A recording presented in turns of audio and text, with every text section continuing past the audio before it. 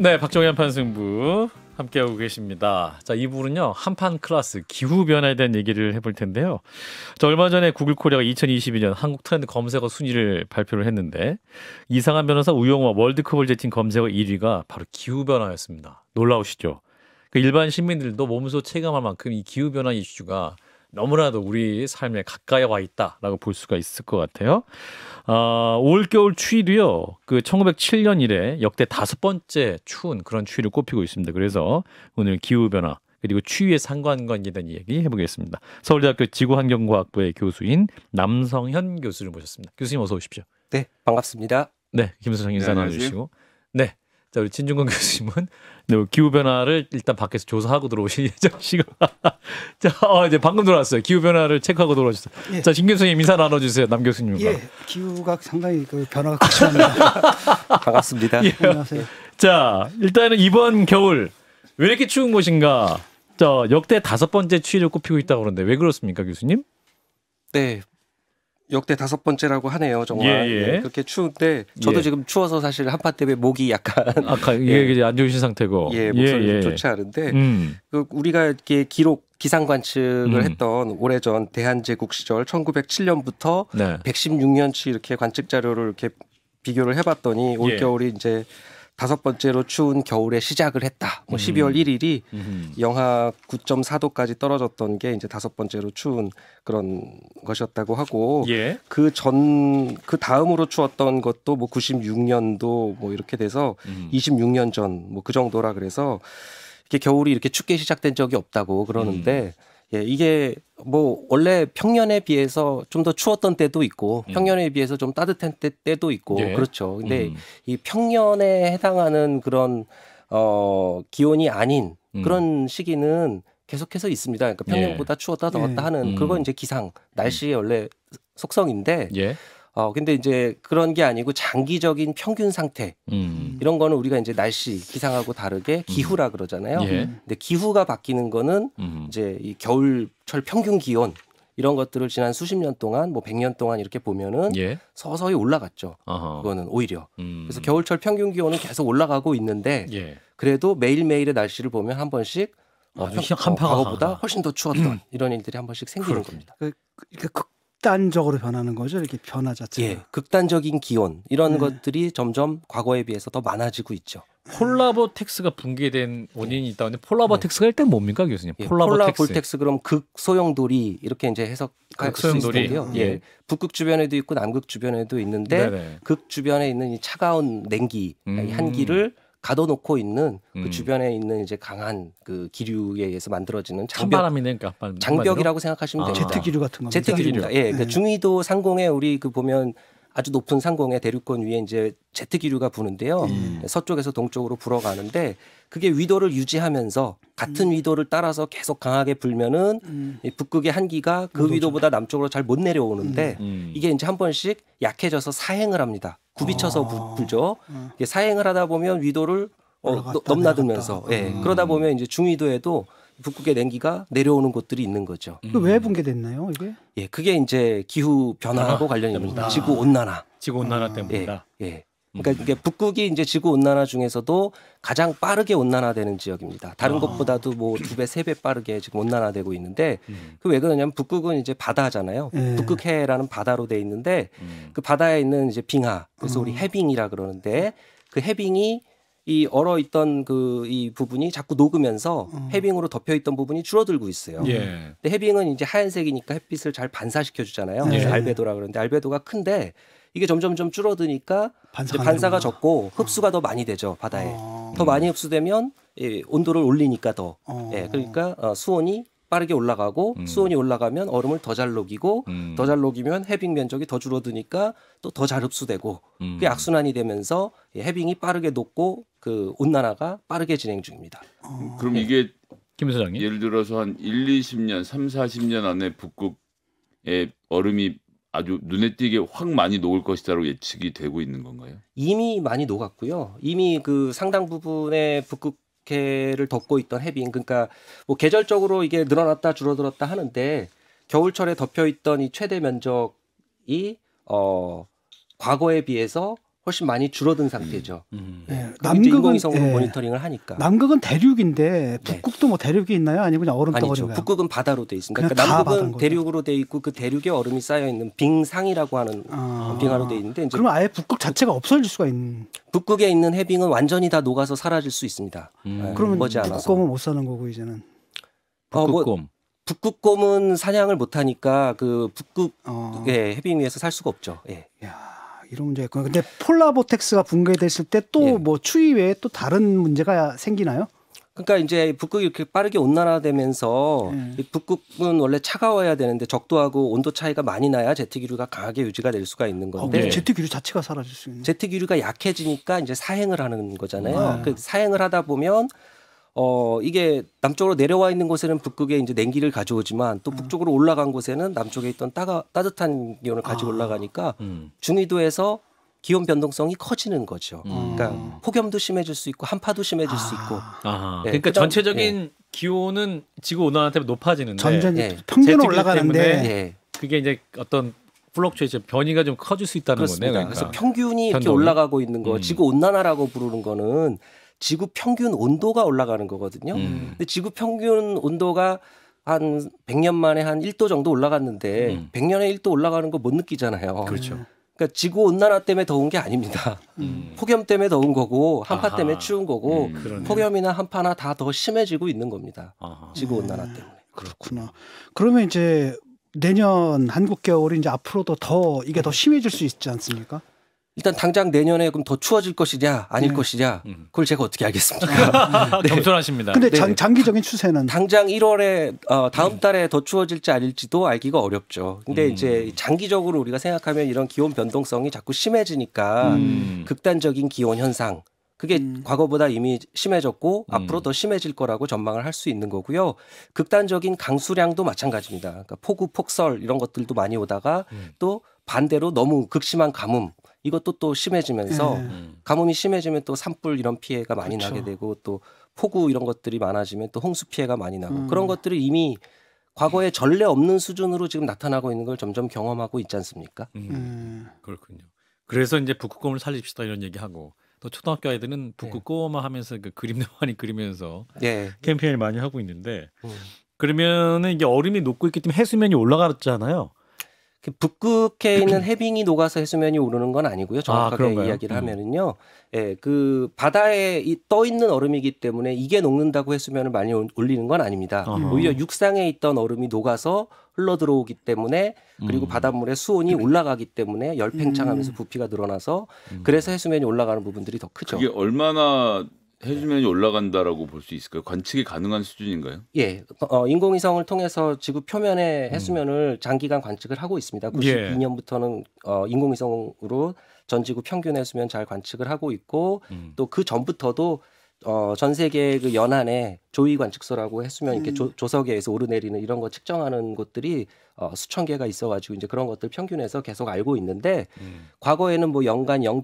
몇 미리 수준으로 이렇게 올라가다가 그 최근에 오면은 연간 한 3mm, 1년에 한 3mm 정도 속도로 올라가고 있습니다. 지구 평균 해수면이. 그럼 3mm가 올라간다는 얘기는 그만큼 육지의 크기가 줄어든다는 얘기인 건가요?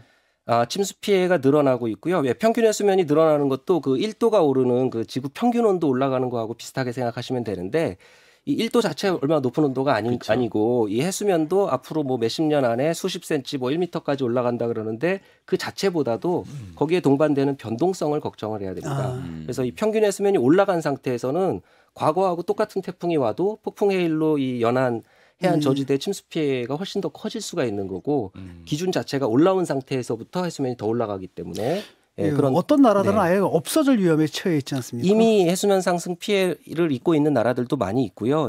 몰디브, 투발루 뭐 이런 나라들은 나라 자체가 없어지고 있으니까 해수면이 한 1m 정도만 올라가도 몰디브 지도에서 거의 사라집니다. 그러니까 그렇다 보니까 이런 나라들은 이미 뭐 이주라든가 여러 가지 대책을 마련하기 위해서 노력 중이고 국제사회에 또 요청을 많이 하는 거죠. 사실 그 나라들이 자기들이 잘못해서 그런 피해를 입고 있는 건 또 아니잖아요. 그래서 기후 정의 문제도 또 드러나는 것이고 그런 손실과 피해, 전 지구적으로 지금 나타나고 있는 이 손실과 피해 규모가 어마어마하게 늘어나고 있는데 거기에 대한 청구서가 이제 탄소 배출 책임이 큰 나라들에게 다 날아오고 있는 중입니다. 일본은 어떤가요? 일본은 뭐 자체적으로도 자기들이 이제 뭐 열도가 침몰하고 이런 것에 대한 상상과 공상들을 많이 하는데 실제로 일본 같은 나라도 영향을 받을 수 있을까요?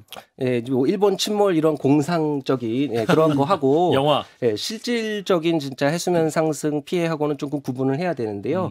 실질적인 해수면 상승 피해는 일본도 해수면 상승에 취약한 그 영역들이 많이 있고요. 우리나라도 그 주변에 해수면 상승 이슈에 취약한 그런 곳들이 있기 때문에 거기에 이제 그 대비도를 높이는 것들이 중요합니다. 아, 우리나라도 지금 피해를 볼 만한 지역들이 있는 건가요? 예, 뭐 클라이밋 센츄럴이나 이런 곳에서 이렇게 조사한 자료들을 보면은 2050년만 돼도 뭐 인천공항이 침수가 된다 그러고 뭐 여러 가지 그 피해들이 벌써 가시화되고 있고 해수면 상승이 정확히 얼마나 어디에서 어느 정도 올라갈지 아직 전망 자체를 뭐 불확실성을 그 낮춰서 이렇게 하기가 어려운데 예, 그 연구부터 공항을 다시 지어야겠네 그럼 또 여러 가지 그 인프라 사회 그 인프라들 개선부터 이런 자연재해에 더 강인한 형태로 바꿔야 됩니다. 예. 또 하나 걱정되는 게 이제 우리가 지금 코로나 국면 아니겠습니까? 그런데 그 시베리아 동토가 좀 녹아내리면서 그 안에 갇혀 있었던 그 수만 년 된 그 바이러스들이 다시 이제 튀어나오는데 얘들이 이제 도대체 우리 인체에 어떤 영향을 끼칠지 잘 모르는 상태 아닙니까? 이건 어떻습니까? 네, 맞습니다. 그 지금 뭐 북극해 해빙만 녹는 게 아니고 또 육상에 있던 아까 얼음들 빙하가 녹아서 바다로 흘러 들어가는 그것만 있는 게 아니고 이제 동토라고 부르는 2년 이상 계속 얼어 있던 땅이 지금 지구 온난화 때문에 이게 녹기 시작을 하니까 그동안 이제 여러 가지 세균 바이러스 다 이렇게 해동해 놓은 상태였던 그런 것들이 다 녹기 시작하니까 이제 막 드러나는 거죠. 그래서 뭐 탄저균도 실제로 다시 나왔다 그러고 뭐 여러 그 바이러스 세균들이 봉인 해제되고 있는 상황입니다. 그러니까 각종 감염병 이런 것들이 더 심해질 수 있으니까 역시 그 대비가 중요하죠. 그러니까 뭐 27,000년 죽은 시베리아 늑대의 창자에서 발견된 바이러스 이게 이제 발견됐는데 충분히 전염력이 있다. 그래서 뭐 좀비 바이러스다 이런 얘기도 하니까 이게 실질적으로 또 우리 인류에게 위협이 될 수 있는 수준인가라는 것 학자들 통해 연구를 통해서도 바이러스가 이렇게 오래 사나요, 진짜? 근데 이제 얼어 있었으니까 해동한 상태에서는 뭐 계속 있을 수가 있으니까 아마 그럴 텐데요. 근데 그 이 바이러스 충격, 그러니까 코로나도 그렇고 사실은 이런 각종 그 감염병 충격이 점점 심해질 거라는 그 경고는 이미 오래전부터 과학자들이 계속 해왔습니다. 기후 변화 때문에 생태계가 다 바뀌는 거니까 생물의 서식지가 다 바뀌니까 그 과정에서 우리가 접촉하지 않았던 여러 바이러스에 대한 접촉이 자꾸 많아지는 그런 현상은 이미 경고가 됐던 거고 현실화되고 있는 중이라고 봅니다. 네, 이제 서울대학교 남성현 교수와 함께하고 있는데요. 이제 기후 위기라는 단어를 넘어가지고 이제 클라이밋 이머전시 기후 비상이다 이런 얘기를 하고 있습니다. 일각에서는 이제 지구 멸망까지 20년 남았다 이런 극단적인 말씀하시는 분도 계시는데 교수님 실제적으로 그러면 우리에게 닥친 그 위기, 비상 어느 정도 우리가 저는 그 20년이 극단적이라고 보지 않고요. 아, 그런가요? 아주 안일한 평가라고 봅니다. 저는. 아, 그런가요? 아, 멸망까지 20년 남았다는 것도 아니란 평가다? 예, 뭐 몇 년 남았습니까? 교수님 보시기엔 그러면. 그 지난주에 출판된 제 책에는 이제 뭐 3년이라는 표현도 나오고 하는데 3년.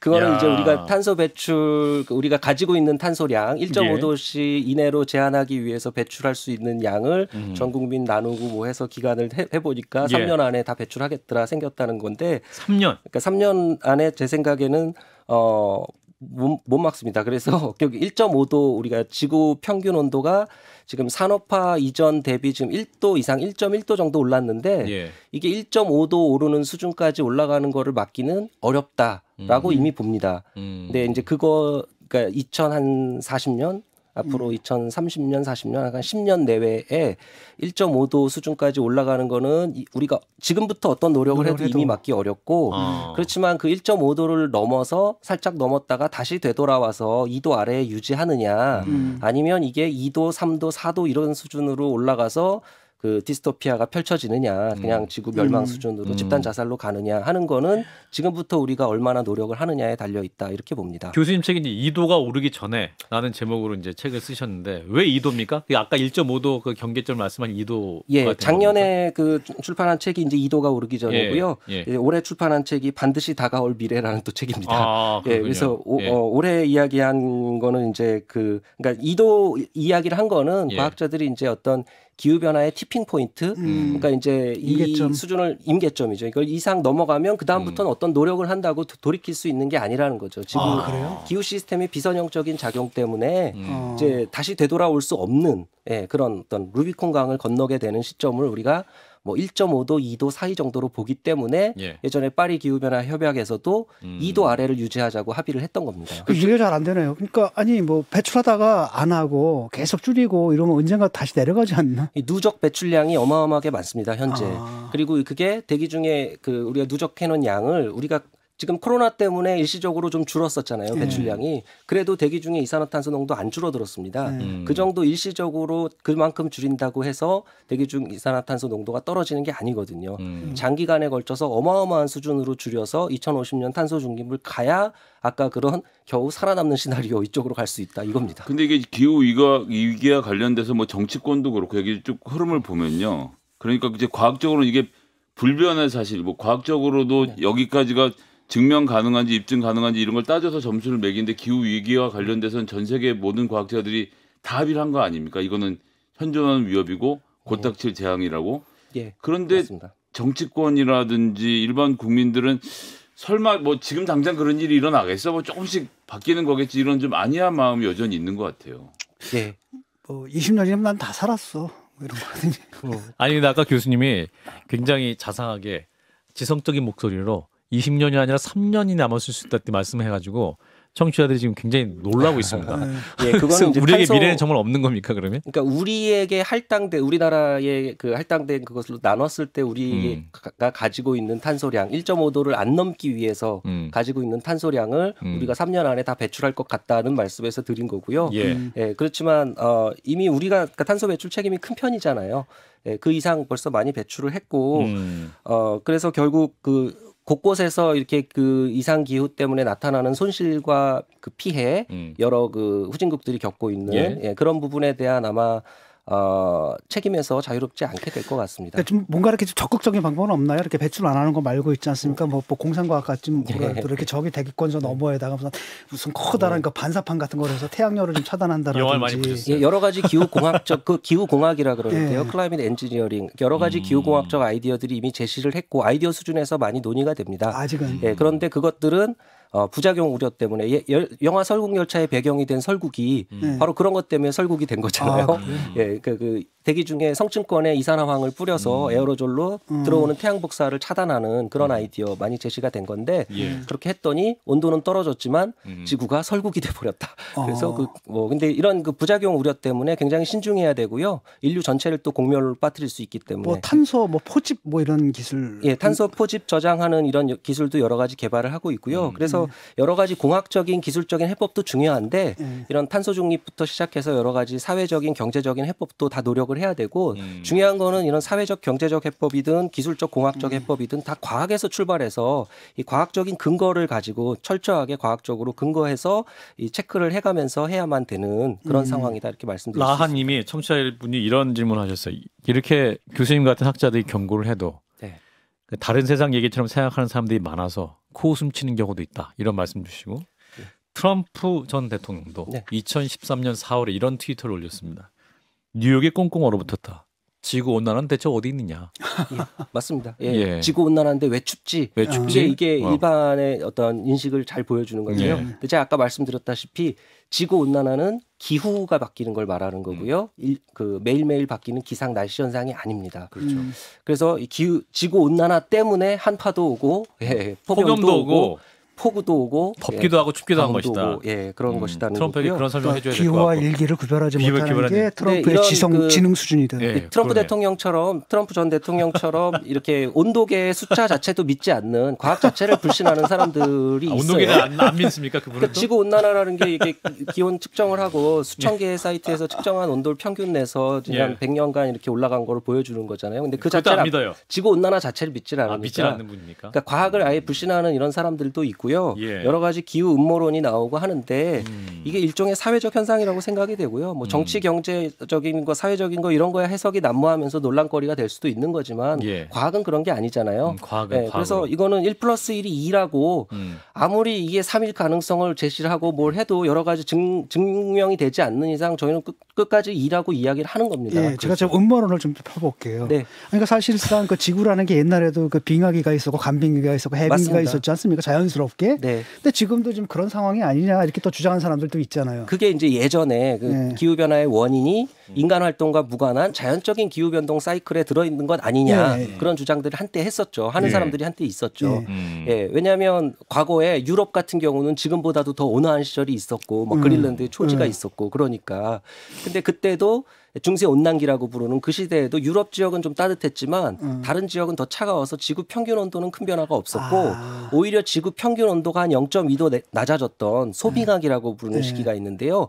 그때는 우리나라도 조선시대 때 경신대기근 이래서 사람들이 많이 죽고 막 이렇게 한파 아주 그 피해가 컸던 시기가 있는데 예. 그래봤자 지구 평균 온도가 0.2도 떨어진 거고 한 1000년에 걸쳐서 0.2도 변하는 그런 거였거든요.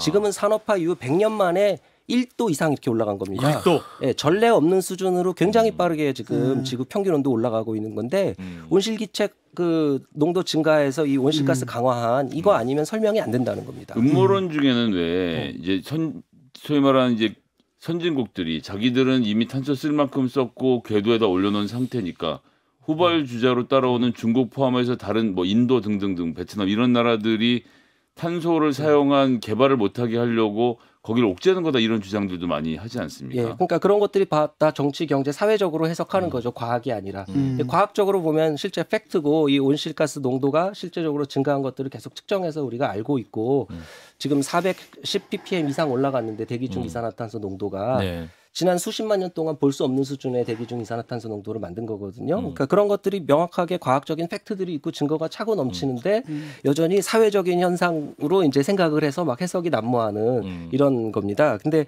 그러니까 지금은 선진국만 줄인다고 해서 이게 해결할 수 있는 문제도 아니기 때문에 네. 현재 많이 배출하고 있는 중국, 인도도 다 같이 줄여야 되기 때문에 모두가 대신 차별화된 책임을 가지고 줄이자 해서 파리 기후 변화 협약에 우리가 합의를 한 것이고요. 예. 네, 이제 그 뭐 피해 손실 이런 것까지 이제 선진국들이 책임져야 되는 그 수준까지 도달한 겁니다. 우리나라에서 지금 어떻습니까? 이 대응 수준이라는 게 우리 이제 정책적으로? 그러니까 이제 2019년에 기후 비상이라는 단어가 옥스퍼드 사전에 올해의 단어가 될 정도로 이제 그 해외에서는 기후 변화를 넘어서 이제 이게 너무 심각하고 시급한 문제가 됐다는 인식이 굉장히 많이 확산하고 있었는데 우리는 그렇게까지 인식 전환이 많이 없었는데 예. 최근에 와서 그러니까 작년에 지금 올해 이게 지금 검색어 아까 기후 변화 1위. 이게 1위라고 이렇게 하는 거 보니까 우리 사회에서도 조금 더 인식이 이머전시다. 좀, 이머전시 예. 비상 상황이다. 그래서 저도- 혹한이고 가뭄에다가 예. 막 화재 자꾸 나고 이러니까 이제 예, 우리 피부로 문제가 느낄 된 수 거죠. 있는 예. 이런 것들이 자꾸 나타나니까요. 아까 이제 그런 것 교수님 같습니다. 모시기 전에 저희가 정치 얘기를 딱 한 다음에 교수님 복잡한 정치 얘기 하느라 힘드셨죠. 이제 기후 얘기합시다 이렇게 했더니 우리 교수님이 정치보다 더 심각한 게 기후다 이렇게 말씀하셨어요. 훨씬 심각하죠. 예, 정치는 투표 다시 하면 뭐 어떻게든 뭐 다시 바꿀 수도 있고 하지만 이 기후라는 건 일순간에 바꿀 수 있는 게 아니기 때문에 이거 우리가 잘못 대응하면 예, 그냥 인류의 절멸까지 우려해야 되는 그런 전멸. 상황이기 때문에 예, 유엔 사무총장이 집단 자살이라는 표현까지 썼잖아요.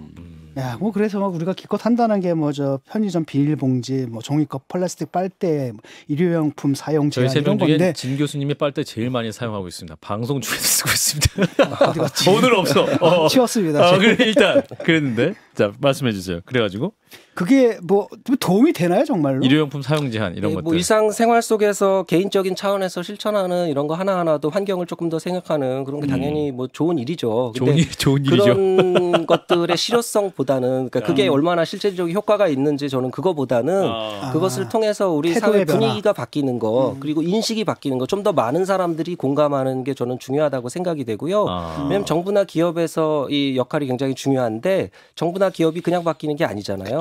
예, 결국 뭐 ESG다 지금 뭐 아리백이다 탄소 중립이다 이런 것들이 그 좀 더 많은 사람들이 현명한 소비를 하고 지구 환경에 부담을 덜 주는 기업에 투자하고 그 기업의 제품과 서비스를 소비하고 하는 그런 방식으로 바뀌면서 기업이 바뀌는 거잖아요. 그러니까 그런 것들을 바꾸는 개인의 인식 전환 차원에서 저는 중요한 일이다 이렇게 생각합니다.